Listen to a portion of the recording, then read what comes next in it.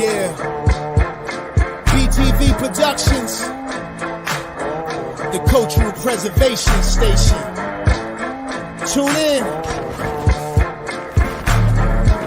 Tune in. Hey, yo. Black education, cultural preservation. Taylor BEETV, because elevation. Tune into the station, we rockin' the whole nation. That's right, we rockin' the whole nation. Prepping new generation for mental activation. Taylor BEETV's the new sensation. Stop the hesitation and learn something new. My girl Taylor B's here to show and prove. Terrorist shit.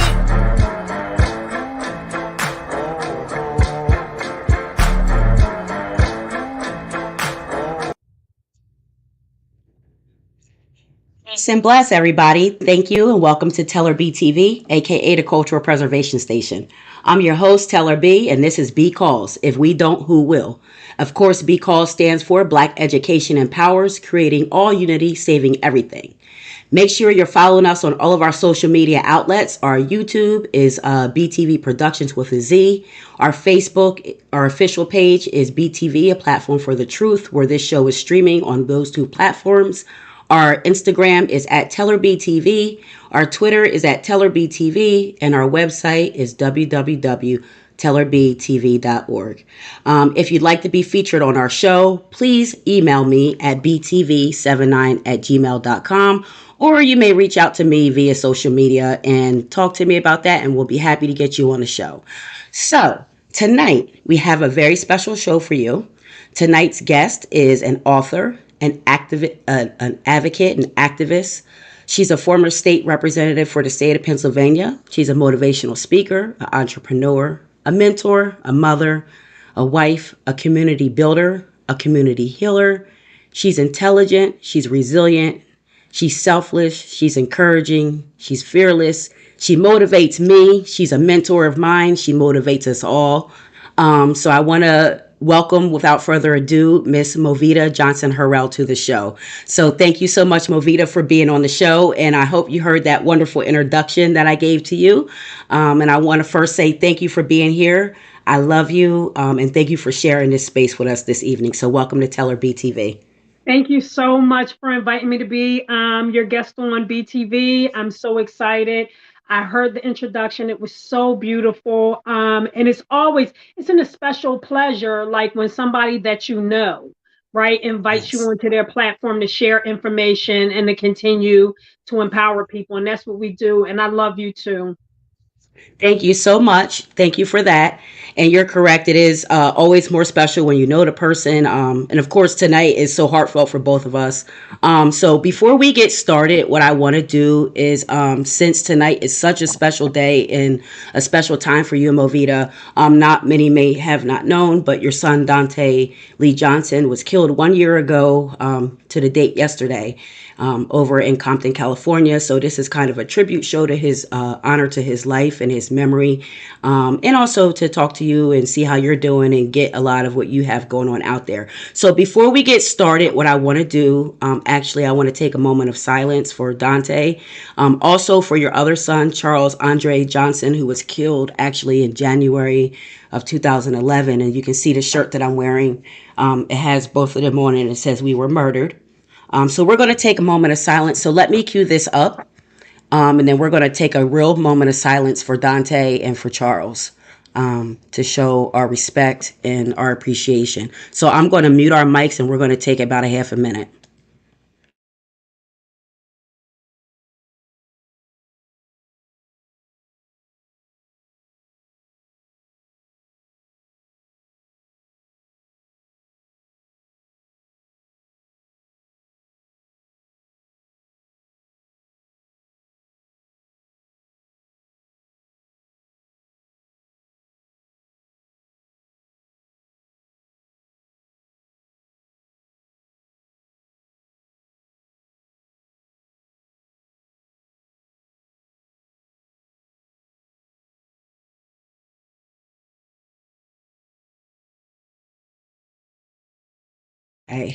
Okay. Thank you so much, everybody, for bearing with us for that. I hope that was okay for you, Movita. I obviously want to make sure that you're super comfortable tonight with everything that we go through. And if you ever need a moment, just let me know. Obviously, I might need a moment too.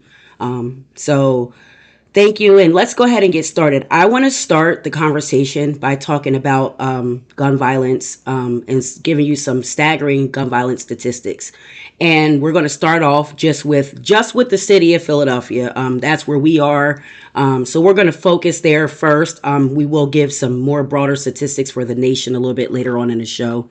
But over the past 5 years, the homicide from gun violence in the city of Philadelphia is doubled. Since 2017, there were 315 homicides. In 2021, there were 562. And that doesn't account for other victims that were just gunshot victims. That just counts for the homicides. So this year, we are already on pace to finish at 6% higher than we were last year, totaling so far this year with 88 deaths in the city of Philadelphia from gun violence. So that's a very staggering statistic. Movita, do you want to weigh on those statistics and really just talk about how, you know, the murder of your son Charles and Dante, how it fueled you to start the foundation and how you transformed that pain and that tragedy into community healing? Yeah, so those statistics are absolutely accurate. And the sad part about it is that we don't even have to be here at 562 homicides and 88 in 2022. We don't have to be here. And that just goes to show how much of big business gun violence is in this country, because this doesn't happen anywhere else in the world. This does not, the way that gun violence happens in the United States of America, it does not happen anywhere else in the world. I've always been very hyper vigilant about violence. Most people know about me losing my two sons, but I'm actually a five-time co-victim of homicide. March 30th, 1975, on Easter Sunday, my father was murdered in front of my family on my front porch. I was 8 years old. My only brother was murdered on July 1st, 1991. He was murdered by a boy over a girl as his 5-year-old son sat in his lap. So I've always been very hyper vigilant about violence. I've always been very hyper vigilant about protecting my children, even to the fact that in the summer of 2007, Charles and Dante, who were 14 and 16 at the time, came into my bedroom and they said, "Mom, we know 9 boys killed in this neighborhood." And at the time, we were living on 60th and Elmwood in Southwest Philadelphia. And I listened to my boys and I let them vent. And I even saw Charles fighting back tears because several of these young people, they knew personally, right? And in that moment, I told my sons that I would do everything that I could to protect them. And when they left the room, I turned to my husband, Yancey, and I said, "It's time to go." I said, "My Black sons will not become statistics on the streets of Philadelphia." And less than 6 months later, I packed my family up and I moved to Lansdowne, Delaware County, 20-block radius, dry town, and everybody know everybody's dog's name. And I thought that we were safe. And I went on about the business of raising my family. And Charles came into Philadelphia on January 12th, 2011. He brought Dante to work. He dropped Charlene off. And then he swung back around to pick Charlene up and was sitting in the car waiting for her. And 2 boys walked up to the car that I had just bought my daughter and put 4 bullets in Charles, thinking he was someone else. And the irony was, when we went through a 2-week trial, we found out who the victim was, who the intended target was, and Charles Mm-hmm. didn't even know these people. Didn't even Um, know them. he didn't even know them, and I think that was like, besides the police saying to me, while Charles was a pure victim, these 2 boys were going to kill somebody. And I was like, what? They said we had them in and out of juvenile, we had them in and out of adult correctional facilities, and their violence was progressing over time, right? Mm-hmm. So, but like, even when we started the Charles Foundation, it literally started out of my kitchen. And Mm-hmm. God in his divine wisdom sets things up a certain way, right? Because in my grief and in my devastation, I lived my whole life for my children. I went back to school, got degrees, created businesses because I wanted the best for my children, right? Mm-hmm. And for my son to be taken, and then for him to be taken But bullets meant for somebody else was so devastating to me. At one point, I considered driving my car off of a bridge, and Hmm. it happened so organically. Like people started calling me and my husband. And what happened was we were very well known. You know, my sons were real popular. Like, and me and my husband were very popular. So when young people would be shot or killed, they would say, "You need to call Movita and Yancey. They'll help you through this." Right? Hmm. So literally, not even 2 months after we buried Charles, the Charles Foundation formed very organically, where we were getting these calls, we were showing up the murder scenes, we were showing up the hospitals, we were showing up the morticians' offices, we were helping pay for funerals, we were feeding families, we were supporting them through the court process, and the Charles Foundation was formed. And technically, it was formed 3 months to the day that Charles died. The date is Hmm. April 13, 2011. And it's so funny because I don't even remember doing it, right? Because I'm in the middle of my own grief. Right. You're in the middle of your own grief, and it happens so organically. And to me, that's the beauty of you. It's the selflessness. You don't even put yourself first or think about your own grief or own feelings. You just put yourself out there to help the other victims because you didn't want them feeling the way you felt, and you knew what you went through. So you put that forward to help the community, which is so amazing about you, I think. Yeah, so the other part was that, you know, we have all of this money that we spend on victim services and it didn't make sense to me. So I wanted to create less victims, right? Not Right. more victim services. So our fight began, like the Charles Foundation is literally created to fight for our young people on both sides of the gun, right? Because they're all victims of a racist society, that our Hmm. children are commodities and this country makes money off of them one way or another, either in the penitentiary or in the cemetery. Right. It's big business. So, I mean, so we're going to get into that a little bit later when we talk more political. So let's talk more about the Charles Foundation. And so it came organically. Things just started rolling. So you founded the foundation. Mm-hmm. Talk about some of the projects that came out of the foundation and some of the good that you guys do. So it's an acronym. Charles Foundation stands for Creating Healthy Alternatives Results in Less Suffering, which I love that. I love acronyms. You see, I have an acronym. Everybody use an acronym to talk about their business. So talk about that and what some of the programs that you guys have put in place to deter this gun violence. Yeah, so it's an acronym for creating healthy alternatives results in less emotional suffering. And one of the first things that we did was because there were traditional grief support groups in Philadelphia, and I don't know anybody else's experience, but they did not help me, right? Mm-hmm. I called one place that Charles was killed down the street from a facility that I was running at the time. I was a master for the state of Pennsylvania compliance expert, and Charles worked with me there. And he worked Mm-hmm. caring at 18 years old. He worked caring for over 100 elderly and chronically mentally ill people, right? It's And I would amazing. drive past the Mm-hmm. spot where he was shot every day. And there was a place in the neighborhood that did traditional grief support. And I kept calling them. And here we are 11 years later, they still never called me back. Right. Wow. And then there was another group who was a very popular group. And Yancey and I attended that group.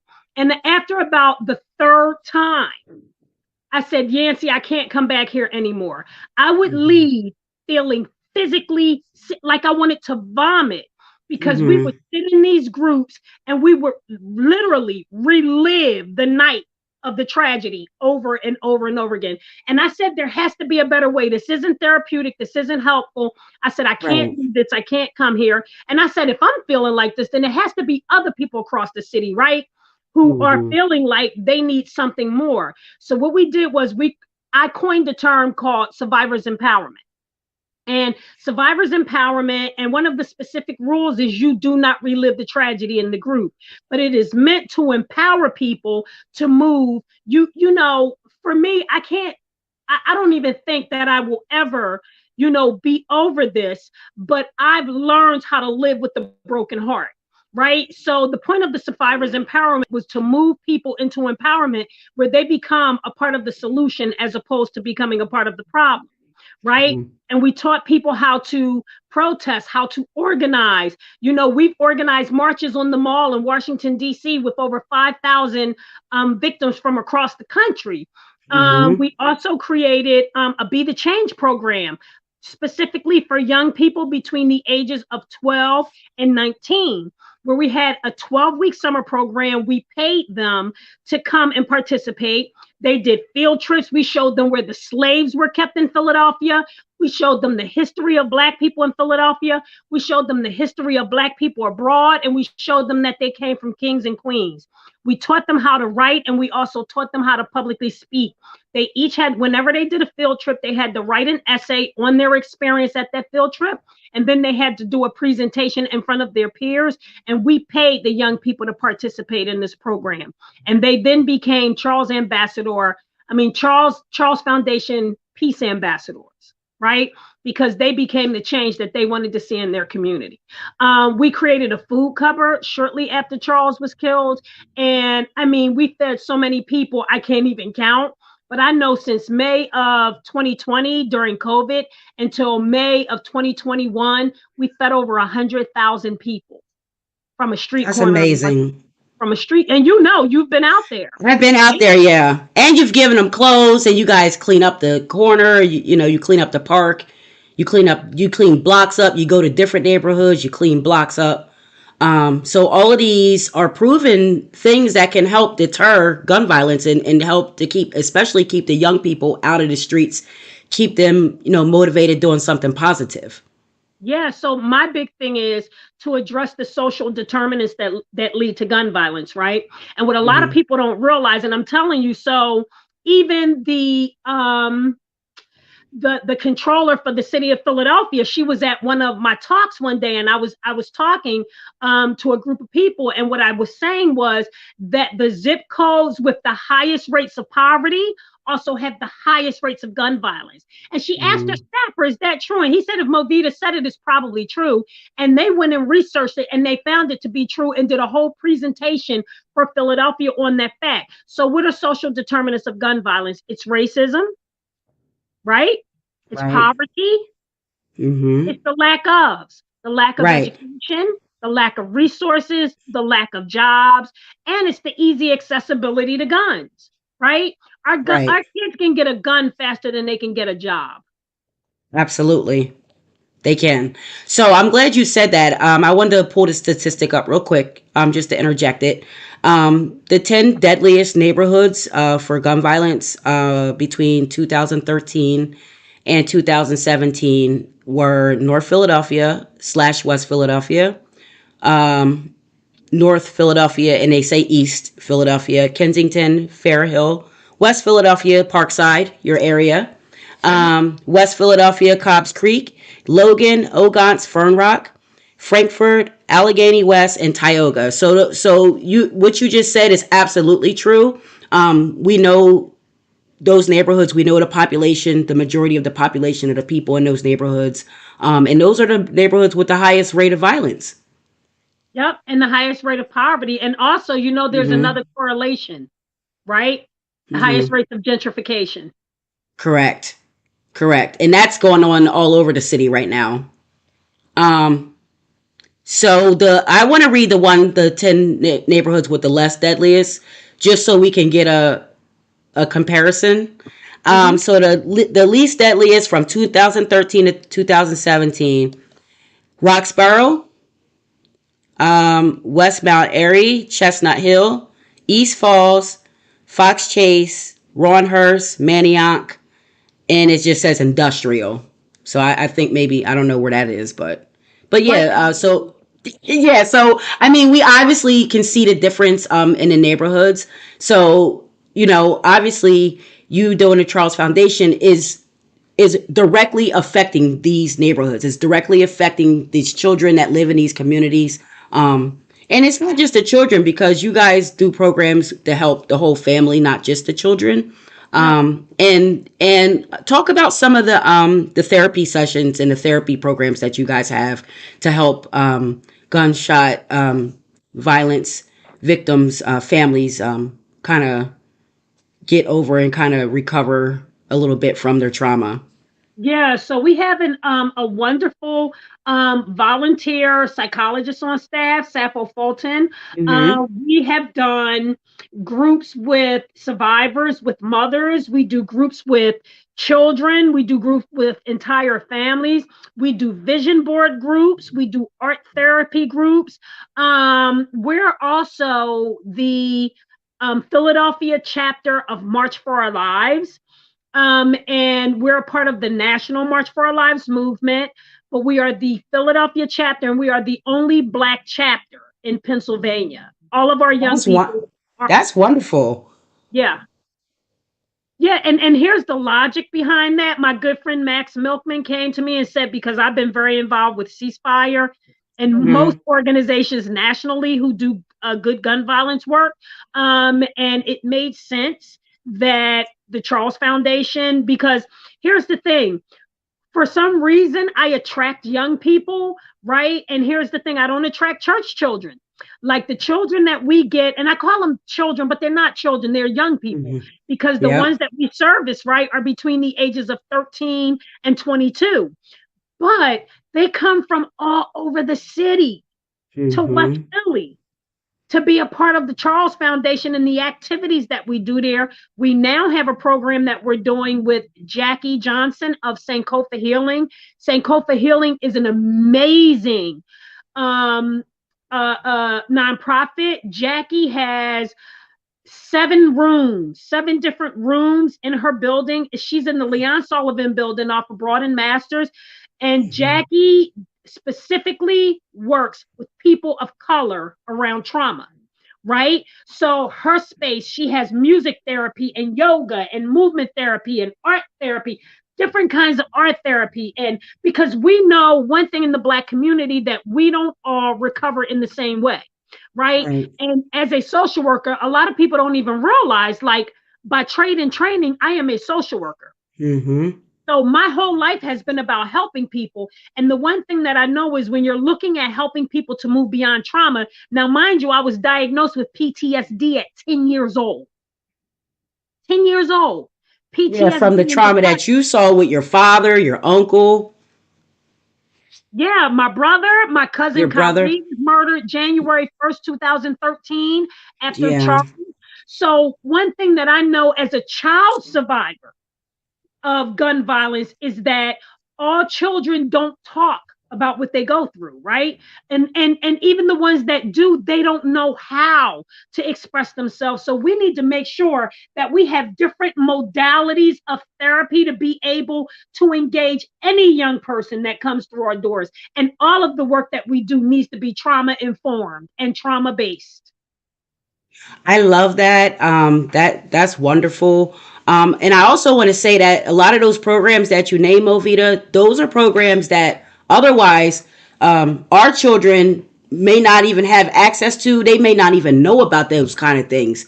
And those are all things that are healthy, sustainable things to help you have a healthy life. You know, between the yoga and the art therapy and the music therapy, stuff like that, that our kids might not even have access to otherwise, not, you know, if they weren't dealing with the Charles Foundation. So kudos to you for that work that you do, and exposing our kids to, even exposing them to those things. So you also have a program where you guys do life skills building. So you like to teach resume writing and, you know, teach different things. Essay building where the kids can write an essay to get scholarships to college. Talk about some of those life building skills that you have for the kids at the Charles Foundation. Yeah, so we've done some financial management courses, and we're going to be looking to reinstituting those things. ABE, Adult Basic Education, GED, General Education diplomas. We have an after school program now. So what we look to do is to help young people build their skills. And here's the thing, we don't receive any funding from anybody. We've never solicited any money from anybody, and that's been very intentional because we don't want people telling us what we can and can't do, right? So we're able to be creative with the programming that we do to an extent because we don't receive funding, but it So there's allows not a us. lot of oversight and registration about what you got to do. Regulation, I mean. Yeah, not only that, a lot of people go after money just because they want jobs, right? Mm-hmm. And we never wanted that to be a thing. Everybody that works at the Charles Foundation are literally volunteers that Mm-hmm. work because they care about the community, right? And they care about the young people. But we're even doing so we've done activities with the kids like Rage Room Philly. We took all of the kids because here's the thing people don't realize. They look at our kids and they expect our kids to function like other people's kids. Well, other people's kids don't live in active war zones, right?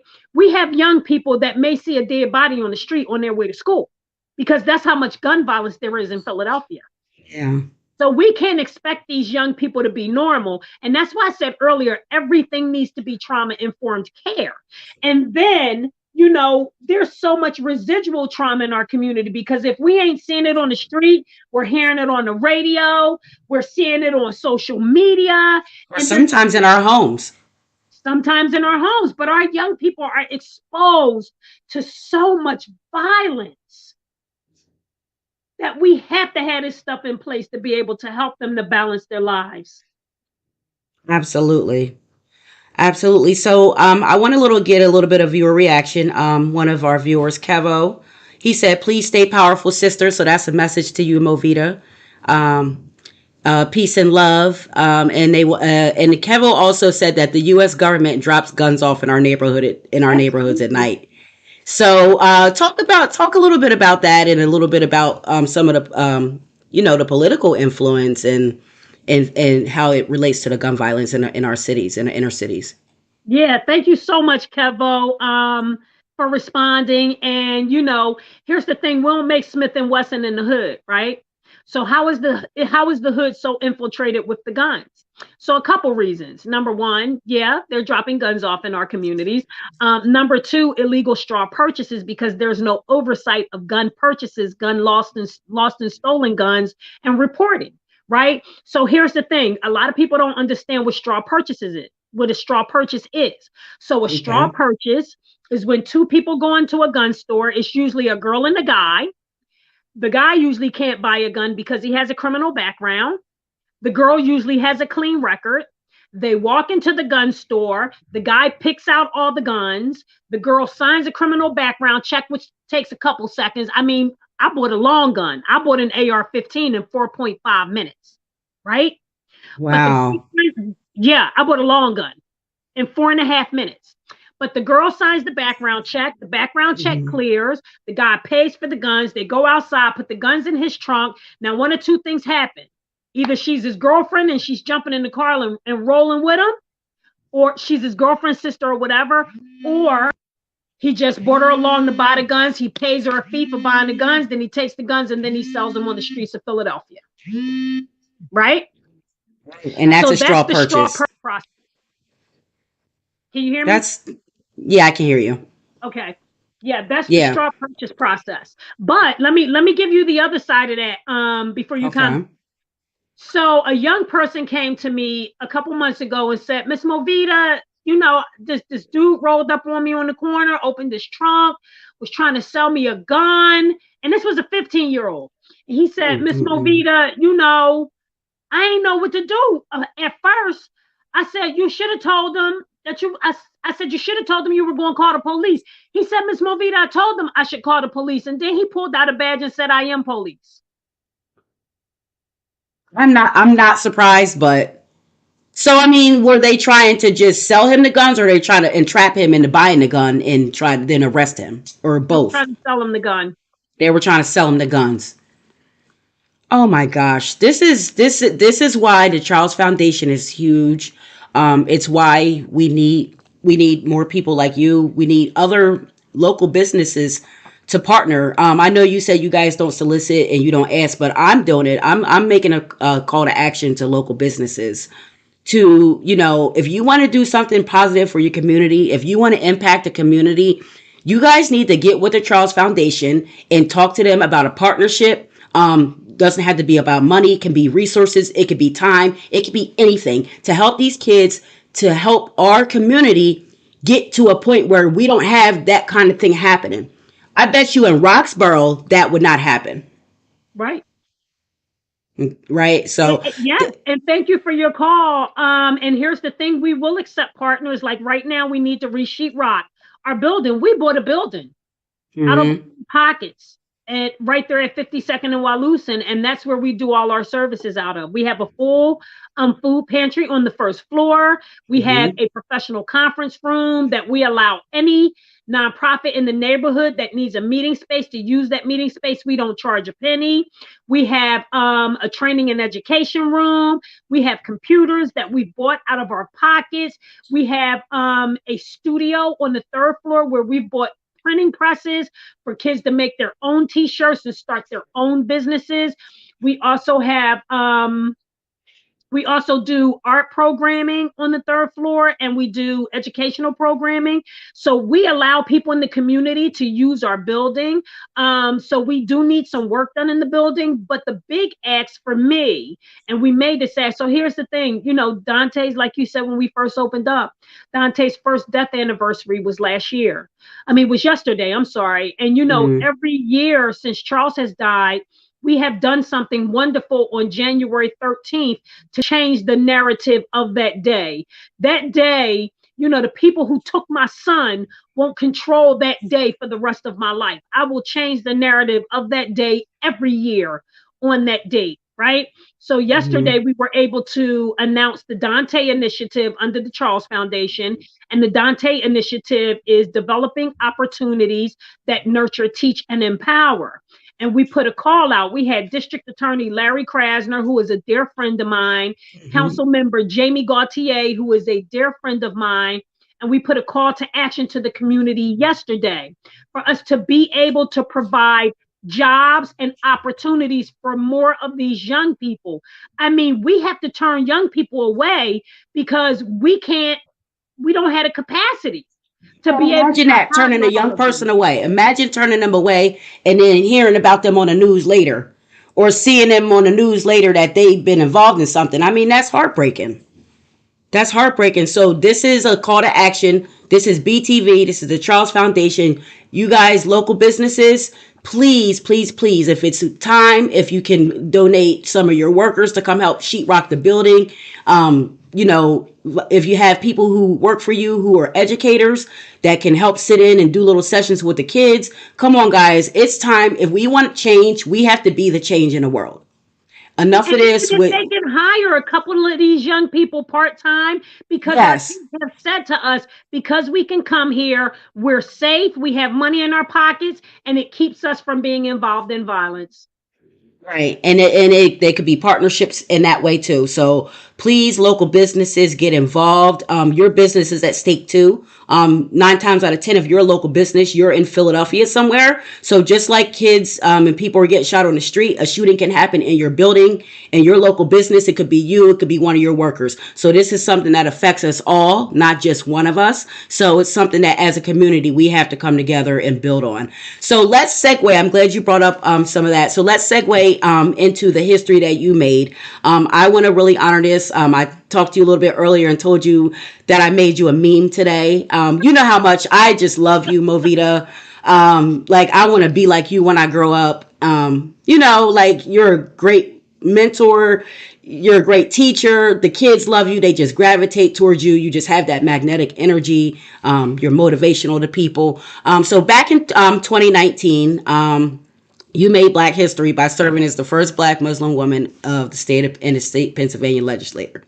So first of all, congratulations for that, and kudos to you for that. Okay, that's an amazing accomplishment, and nobody can ever take that away from you. That's something that you Yes. set out to do. Something in your heart stirred you to do it, and you set out to do it, and you did it.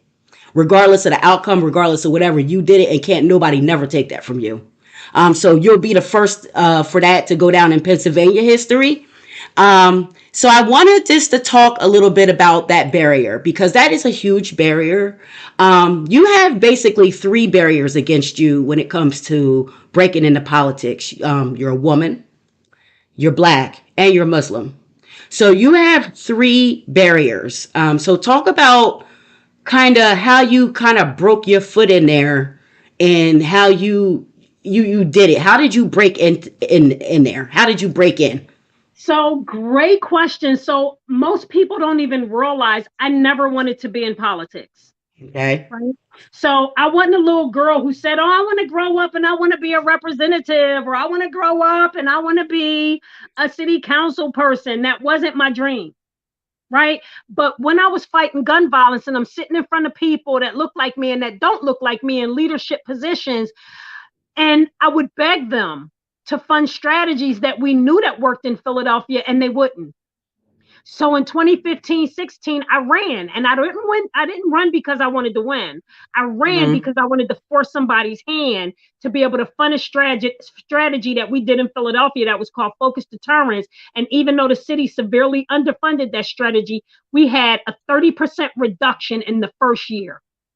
And it was Wow. successful wherever it went around the country. So I ran and I didn't win, but I did win. You know why I did win? Because that is when I was tapped by DA Larry Krasner to come into his office and to run his victim services and restorative justice unit in the DA's office. I am the first Muslim woman ever ever appointed to a leadership position in the Philadelphia District Attorney's office. So kudos to District Attorney Larry Krasner.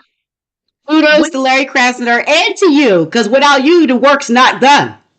Yes, but here's the thing. When he brought me into his office, he knew that my goal was to get this strategy. And he said, Movita, I'm going to do whatever I can to help you do that. Right. Mm-hmm. Now, here's the thing. In November of 2018, we were in the DA's office, me in charge of it. We were in an agreement with the city to apply for a $500,000 grant to do that strategy that worked here in Philadelphia. Mm-hmm. Four days before the submission of the grant, the city pulled out.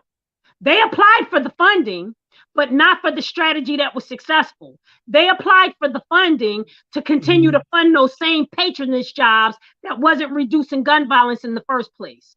I was Mm-hmm. devastated. So they got the funding, but they didn't put it toward the right project. Yep. And then in January of 2019, my seat became open. The state representative seat in my district became open. And I got a call from the party and I ran for the seat. And in a 4-person race, I won 66% of the vote. And on March 12th, 2019, I made history being elected to the Pennsylvania legislature as the first hijabi ever to take office. It's amazing. I mean, just listening to you say it, it's amazing. And no matter what, you're the first, and your name will always be tied to that. And you made history for more Black Muslim girls to be able to make that happen for themselves if that's something that they're interested in doing. Yeah. And then on March 25th, just to show you how just what someone wears on their head could be so hated by other people, my swearing in on March 25th, 2019, a white Republican evangelist state representative got up from the podium, and on the day that I was being sworn in, I had 55 of my family and friends in the well of the house, all religions, all colors, all shapes, all sizes. We rode a bus down to Harrisburg for people to be able to come and witness history in the making. And this woman got up in front of 209 representatives and my family and friends and told me just how welcome I wasn't there, and did a 9-minute fire and brimstone. Every knee will bow to Jesus. Every tongue will speak Jesus. You're not welcome here, Muslim speech. Wow. So I was going to ask you about that. Obviously, I know, there's racism there. So I wanted to ask you, so I'm kind of flabbergasted. I mean, because that's at your initial inauguration. I mean, this is the first treatment that you're getting. So I can only imagine over the next few months how bad how bad the treatment was. So I guess what I'm trying to ask, when you went to get into the legislature, right? You went in with a mindset of these are the things that I want to get in and change. How much of that became a reality once you were in? How much of it became a reality? Like, how hard was it? Did you went in thinking I want to do this, but then when you got there, how hard was it to get those things done? How hard was it for them to listen to you? Not very hard. That's what was so disgusting once I got up there, right? So while I was told that I wasn't welcome, my swearing in went international, right? I Mm-hmm. started receiving love mail from around the world, but I started receiving death threats and hate mail from Mm-hmm. around the world as well. I was told, take that rag off your head, go back to your own country. Muhammad is a pedophile. I mean, you wouldn't believe the stuff that I was getting. But what I realized on March 25th, as I was being sworn in, was that I had a target on my back, right? Mm-hmm. And that I wasn't going to be there long. So I needed to get to work. Right. And here's the one thing that nobody will ever beat is my work ethic, right? So as a freshman representative with no history in politics, didn't even like civics class in school, I got to work. You did. I And let me go ahead. I'm no, gonna let you you go ahead. go. Let me Go read ahead. this. Let me read this. Because I don't know a whole bunch about it, but I did my research. So I have your page up here. You were part of two committees. You were a part of the Gaming Oversight Committee and the Tourism and Recreational Development Committee. You sponsored 12 bills, all of which were for the betterment of our community. I could read them, but just trust me when I'm telling you they're for the betterment of our community. And then you co-sponsored 294 bills. So, honey, you You did got the to thing. send me that. I don't even have that. Oh, You got I to send got me you. that, girl. I got you. I'm gonna send it. I'm gonna email it to you. And it's all right here. It's all right here. It's all, and the proof is in the pudding. So talk about the work that you did there. Go ahead and talk about some of the experience with that and some of the things that you went through to get some of the things that you wanted to get pushed through. That is amazing because I actually resigned. So I was elected in March and I resigned in December, right? Mm-hmm. So to do But you all still of did that, send out a little bit of time though. in that little bit of time, right? So here's the thing. I went up there specifically to get money for the strategy and to improve my community, right? Mm-hmm. As a 6-month freshman, I bought back $1.3 million for that same gun violence strategy that I went up there for. That's I got amazing. $500,000 from the House of Representatives. I got what? 50,000 from the Senate. And I got, oh, I called the mayor out publicly, like internationally, and I was able to get more than $500,000 from the mayor. From the mayor of Pennsylvania Mayor of Philadelphia, and Jim, Philadelphia. Jim Kinney, right? Okay. So as a 6-month freshman, I went up to Harrisburg and I bought back $1.3 million. And let me tell you, anyone could have did that in a matter of minutes. I literally had to disrupt my life, run for office, become a target, and go to Mm-hmm. Harrisburg to get this money to do this strategy that would not just stop our kids from dying, but that would provide them with education and resources and jobs to be successful, right? Mm-hmm. And so everybody calls me the gun lady. And they expected my first piece of legislation to be guns, right? Mm-hmm. Wrong. Wrong. The first piece of legislation I ever drafted. Thank you to Representative Morgan Cephas for inviting me to become part of a group of women who actually did, it was called the Dignity for Incarcerated Women Act. Mm-hmm. So my first piece of legislation was actually a piece of legislation for the shackles to be taken off of women when they are in childbirth, Mm. for women to be able to spend time with their children before they are separated, and to create spaces for women and children to bond when their mothers are incarcerated. And lastly, to stop moving mothers so far away from their families that their children can't visit. That's wonderful. That's beautiful. That was the first piece of legislation that I created. And I even got Republican support. See, I wasn't like, plus, I have friends on the right. I had Mm-hmm. Republican support, right? So What you need, yeah. you have, Yeah. listen, they're the majority. You're not Right. passing anything without Republican support. Mm-hmm. And I Yeah. also brought back over $5 million in community improvements to my district. Yeah. So, I mean, in that short span of time, you did all these things. I mean, and some of this stuff to me, obviously to us, it's like some of this stuff is like common sense stuff to do to make things better, like the strategy you're talking about. But that's what the sad part is that we have brilliant people and brilliant minds that come up with strategies and come up with different things to make change and to facilitate change and make things better. But you have some of these barriers from government that they don't want that, because their bottom line is making money. So those programs are going to take their bottom line down. So I mean, and that's really sad that that's the world that we live in. That's Yeah, really sad. and you know what? So here's the thing, and I mean, I was kicking and screaming because we have an organization called PCCD up in Harrisburg that puts out a lot of money for survivors grants. And my thing was, we shouldn't be creating more victim services. We need to be creating less victims, right? Right. So we need to be funding those strategies and those programs and those things that are going to empower the communities most impacted by the violence. And I got a first hand look at really just how disgusting, number one, politics are.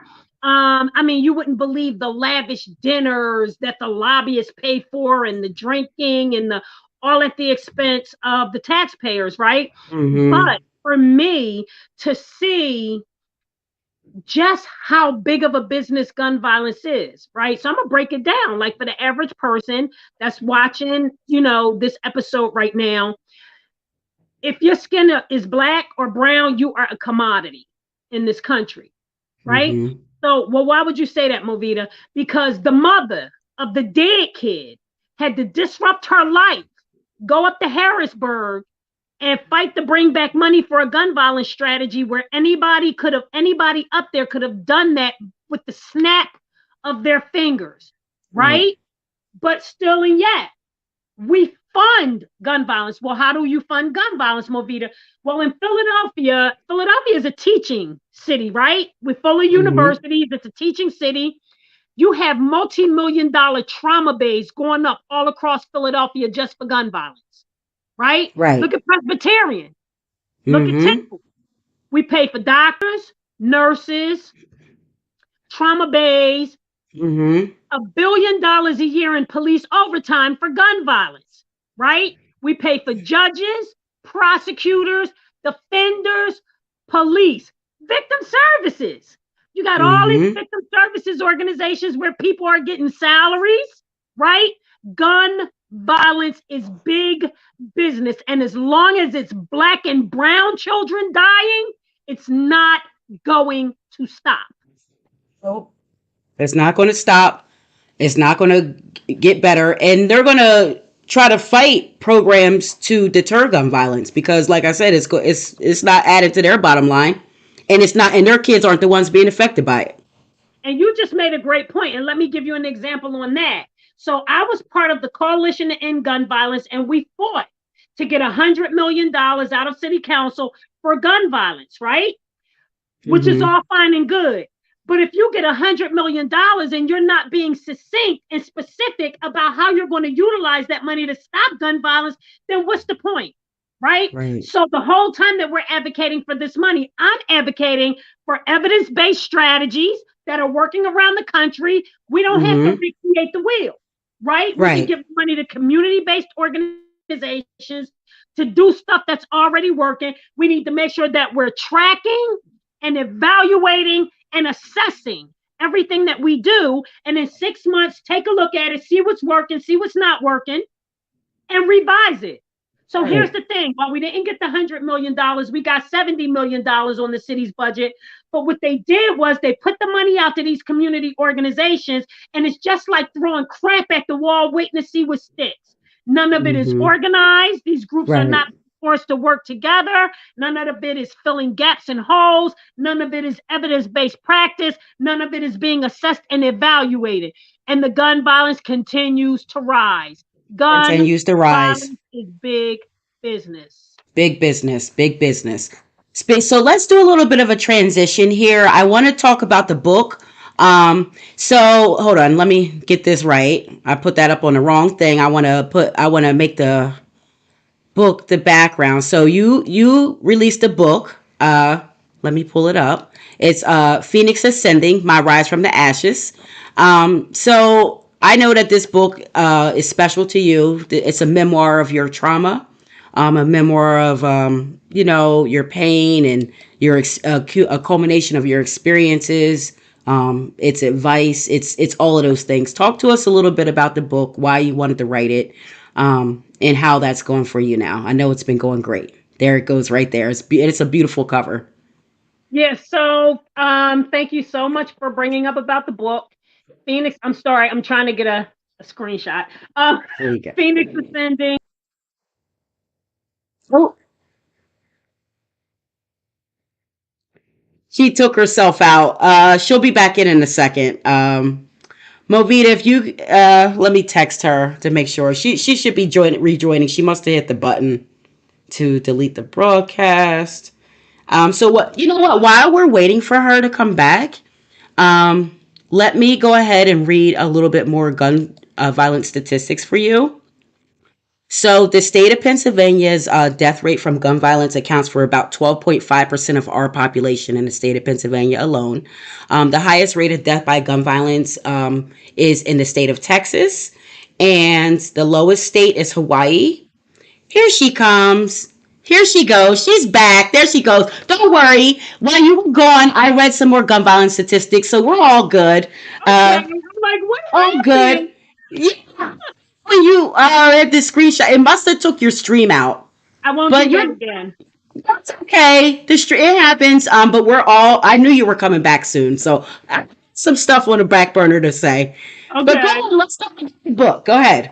So yes, this is my memoir, and the thing about this book is that I started writing this book over 28 years ago, Mm-hmm. right? Because I come from 5 generations of addicts, I come from 5 generations of poverty, and I am 27 years clean from an active addiction. And when I was still in my active addiction and I was in a very depressed state, something in the back of my head said, start to write, right? Somebody's going to need to hear your story one day in order to help them push past their pain. And I started writing. I was still actively using crack cocaine and drinking alcohol. And I started writing. I got an old composition book and I just started writing. And I wrote from my earliest memory, which I was about 3.5 years old. And it was a memory of domestic violence. And a little over a year later is when I got clean. I got clean for my 4 children because I did not want them to go into the system. And everywhere I went, I took that book with me, right? And I would add to it over the years, and then I would put it away. And, I went back to school at 28 years old and got my high school diploma and went straight to college and, spent 6 years full time in school and doing amazing things to give my family a good life, and always kept this with me, right? Mm-hmm. And when I was indicted, and we didn't get around to that, but I was indicted in December of 2019 for corruption. And Mm-hmm. then I was gagged and told I couldn't talk about it because they didn't want the people to know the truth. I picked it up and I started writing again. And I went to jail for 3 months because I took a plea bargain because I needed to protect my family. That's why I took the Mm-hmm. plea bargain. I didn't take a plea deal because I was guilty. I was no different than any other Black person coming through the criminal justice system. They used all their Mm-hmm. tricks of the trade and techniques to But do the some same used them thing. on you worse because they hated you more because Oh yeah, you infiltrated they their hated they set. hated me. Yeah. I was a threat because I was trying to Yeah. save Black people, right? Mm-hmm. And I was getting it done.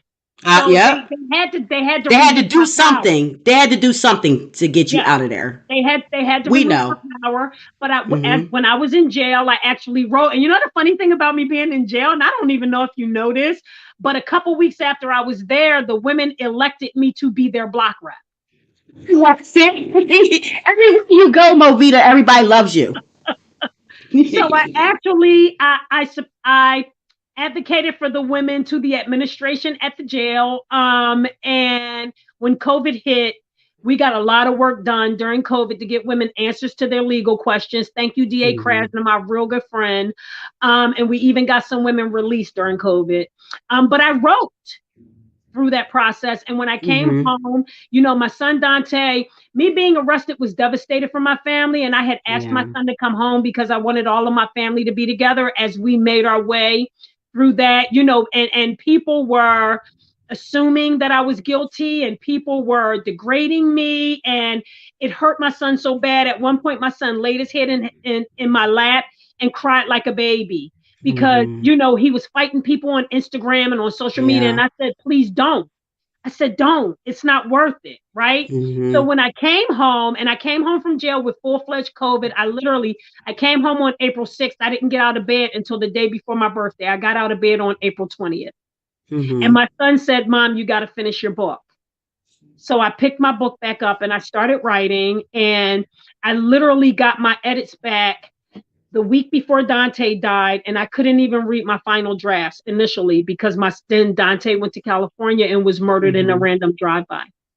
But you know what I said? I said my son wanted my story told, so I need to do it for both of my sons. And I was able to push through all that pain. And I have something that's called broken brain. And for people who have been through a lot of trauma, if you can't read, if you can't focus, you may have something called broken brain syndrome. And it's a real term coined by a doctor named Mark Hyman. And what it is when the brain experiences so much trauma, your neurochemistry actually changes. So even if you look at my book, and if you see the spacing is larger, the font is larger, and that's very intentional. This is for people with depression and broken brain syndrome and trauma. You will be able to easily read this book. So what I was able to do was I was able to push past my grief of losing my second son. And I was able to put this book out, and it actually released on September 20th, which would have been Charles's 29th birthday. And within 5 hours of its release, it went to Amazon's new bestseller. Yes, it did. It did. I remember that. I have been getting messages from across the country from people telling me, thanking me for sharing honestly. It's brutally honest. It's a brutal, honest book about my active addiction, about my life. It goes from my earliest memory, which is domestic violence, until right after my son Charles's trial. And my hope is that the second book, Phoenix Ascending, Inferno, fire, on Dante's birthday. Oh, that's going to be great. Dante's birthday for this year or for this year? Hopefully this year. I'm trying. It's been real hard. I know. I can imagine. It's been real hard. But he really wanted me to be able to tell my journey to after Charles's trial and going through the legal system. And I've been fighting with the lawyers. I wanted to put that in my first book, and they wouldn't let me. They said a lot of it was privileged and be careful, and they're still going to come for you. You're still a threat. And I said, here's the thing. God's protected me up to this point. There's no reason why he's going to stop now. Yeah. And I truly believe my path is a path that God laid. Even before all of that happened to me, I was warned. He tapped me on my shoulder and he warned me. That's why I went to work and did all that stuff that you named. I did the easy part, naming it. I didn't even realize I co-sponsored that many. I'm going to send you that page. I didn't realize I co-sponsored that many. I mean, I have a list of every bill that I introduced. And the two that I'm most proud of is actually the Dignity for Incarcerated Women Act. And the second one was for statewide ACEs for children to be able to tell their level of trauma so we can address their trauma and have trauma-informed care across the state. Yeah, I mean, this work that you do is so amazing, Movita, and it's really needed in our community. A lot of people talk about it. A lot of people post about stuff, but you actually do things. You actually build these foundations. You're on the street. You're with the community. You're with the kids. You put the hours in. You put the time in. I want you to talk a little bit about one of your latest ventures that you have going on. I thought I saw or read somewhere that you and Yancy adopted a African orphanage. Yeah. So talk a little bit about that. Talk a little bit about that. I mean, it's amazing work. I mean, Movita, you are really, to me, well, first of all, you know how much I love you, but like, you're like a prophet. I mean, you are a prophet, the prophet Movita, because the work that you do, no one else could do this. No one else would even think about doing it or putting their time forth to do it. So just know that you're loved. You know that I see you on Facebook where you're just walking around going live, and people are coming up to you, giving you a hug, and like everyone loves you, and it shows through your spirit because you're such a good person. And you have a beautiful spirit and a beautiful heart, and you've been through so much trauma and tragedy and pain.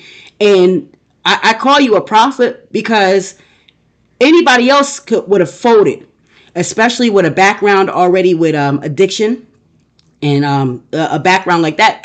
Half people would have folded already. You push through. You find a way to catalyze that pain and push through and make it be a selfless act for those around you, for your friends, your extended family, which I'm blessed to be a part of, and your community. So you know how I feel about you, but if I don't say it enough, and if I didn't relay it enough, I hope it was relayed through that. You're wonderful. You're amazing. So talk about the new venture with the orphanage and what you're doing to help those kids over in Africa. Yeah. So, even when Charles was murdered, I never asked why, right? I asked what. Hmm. I asked God what. Like, I'm not going to Hmm. ask why. I'm never getting an answer to that question, right? And He's God, Right. He's the ultimate authority. Like, so I know that through all of this, something wonderful has to come out of something so painful, right? And the Hmm. Charles Foundation has been wonderful. And I don't understand, Dante. Like, I still can't wrap my mind around Dante, right? No. Hmm. Dante was my kid most like me. Like, Dante was a male version of me.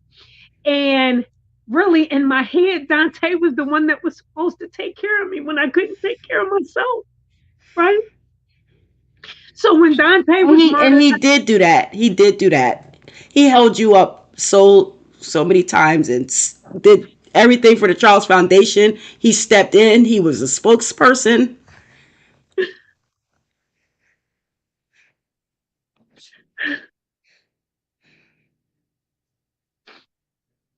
so when Dante died, at first I didn't believe it. I said, God, no. Like, God, no. And then I said, God, what? Like, something beautiful he was so beautiful. Something beautiful had to come out of this. And the one thing is that I know God's voice, right? Hmm. I know when he's speaking to me, I know what it sounds like. It's clear. It's not some whisper and some eerie spooky thing. And my whole life has been about just walking the path that he laid for me. Like, Hmm. just walking it. Right? Thank you, honey. And I went and got tissue. But I forgot I had it. You taking So that little break. I put a picture up of you and Dante on the screen. So everybody, that's Dante Johnson, and his lovely mom Movita, with their Charles Foundation shirts on. Love you, Tay. Miss you. You know, just still can't believe it. so I asked God what, and God said the children. That's all I heard. Hmm. Right? And Yep. this person kept sending me this message and these videos with these children. I would look at it and I'd be like, oh, okay. And I'm doing the work with the children at the Charles Foundation, and we've employed them, and we're doing same day work and pay, and we're doing all this wonderful stuff at the foundation for the children. And God said it again. He said, the children. And then this guy reaches out to me in Africa and sends me and it was like, I knew. So I started talking to the person, and they were telling me that they were about to lose their space. So this person has taken in all of these children who are orphaned by AIDS and by COVID. And some of the children it may be a single mother that can't afford to take care of the children, and they have an orphanage space, and they were about to lose their space because they couldn't make their rent. So we had some conversation with them, and we talked about the possibility of adopting them, and they were open to that, and we began to pay their rent. And this was all a part of changing the narrative of the death date, right? Because Yes. we announced the Dante Initiative, and then we also announced the orphanage. So we have 70 children in Uganda that we are responsible for. And I FaceTime with, we pay their rent, we buy the children special treats, we pay some of the administrators that take care of the children. We're trying to figure out now. I have my dear beloved friend Janie Blackwell has connected me with some people so that we can ship barrels to Africa. We want to send shoes and clothes and treats for the children. So we're working that out now. But my husband and I, after I get off with you, I'm on a call with Africa because we are planning to go to Africa in June. That's wonderful. That's wonderful. That's great. So, thank you so much, Movita. I just want to thank you for everything you do. You're amazing. I mean, and then let me real quick before we end, because we're about to close, but I want to just get a little bit more feedback from everyone that's out there in the audience. You had some of your people here supporting you through the show. Annette Shading said, "We love you, Movita." That's my assistant. Oh, that's your assistant. She said that you were fabulous, which we all know that you're just such a wonderful person. Nasim, Strong Blend said, "Hey, Queens, we're sending love and light." And Cheryl Pedro said, "Thanks for sharing your self-love." And that's pretty much it. Get up, sister. Kevo said, "Get up, sister. Please get up." So he's talking to you, but he's saying that in a good way, like keep your spirit up. Yeah. And just keep the fight going, keep the fight going. And thank God for everything that you do. Thank God for you. I would just take a deep breath and really just sit back and realize it's been a year. And I really want to applaud you and commend you for doing what you set out to do by changing that narrative of the death date.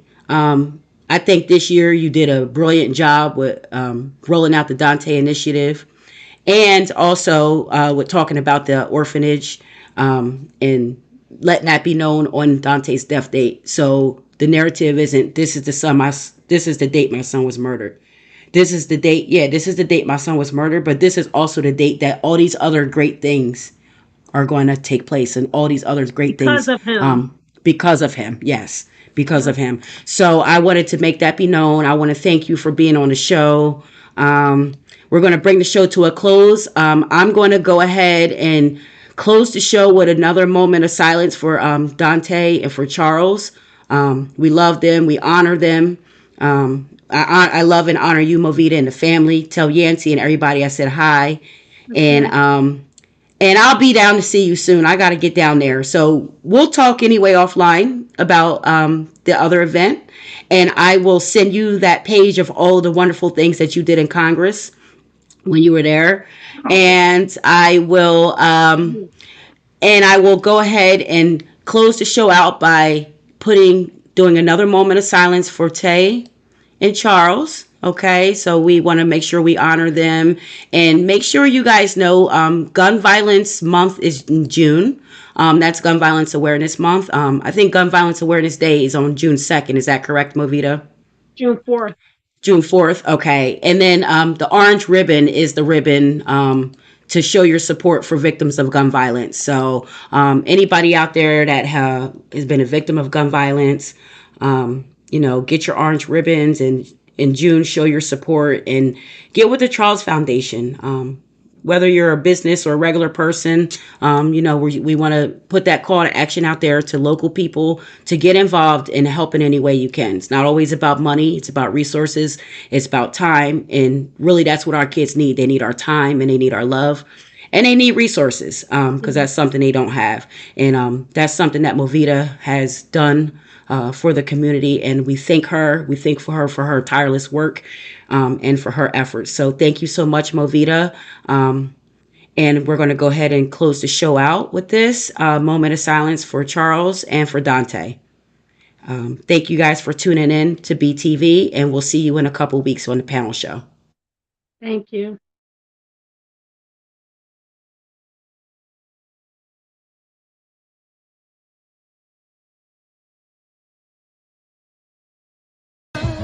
What I'm gonna talk about. Justice, equality.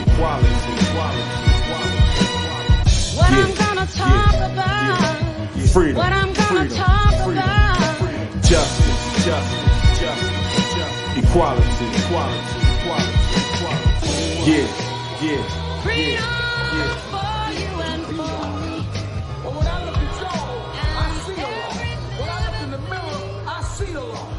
Now the question is, what is our law going to do for his nation? What is the earth going to do for their nation? So if you want things to change, if you want things to become better, then you yourself must make these things what happen. All that is caused by you, not by something else. Stop thinking that something is going to cause something to happen. Stop thinking something is going to cause